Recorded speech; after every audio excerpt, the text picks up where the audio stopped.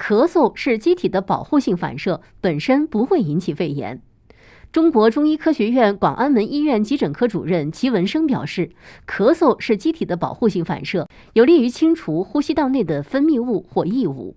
从中医来看，热退之后余邪未尽发生咳嗽，这类咳嗽往往表现为痰少、痰黏、咽痒等。此时应当认识到疾病已经在向好的方向发展。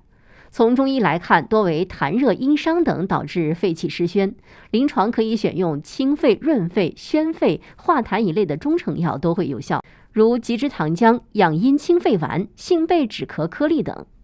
有很多人担心咳嗽久了会不会加重成肺炎，要明确的是，咳嗽本身不会引起肺炎。肺炎除咳嗽以外，还会有发热持续不退，或喘闷，或乏力，或有大量的浓痰等等。如出现这些症状，建议去医院就诊。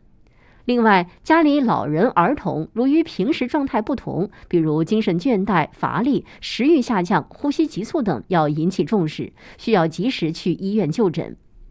如何区分风寒还是风热？专家建议这样对症选药。首都医科大学附属北京中医医院院长刘清泉介绍，对于临床表现为发热、怕冷很明显、肌肉酸痛、咽干咽痛、乏力、鼻塞流涕或咳嗽等症状的，多属于风寒导致，宜服用具有疏风解表功效的中成药，如感冒清热颗粒、荆防颗粒、正柴胡饮颗粒、清解退热颗粒等。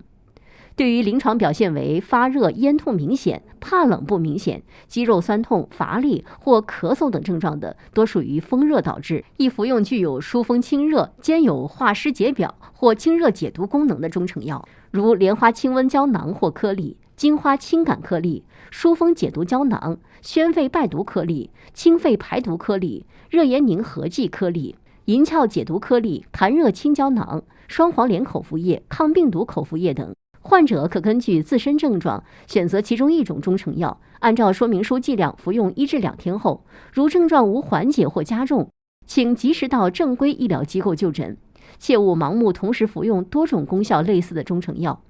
特殊重点人群，请在医生指导下用药。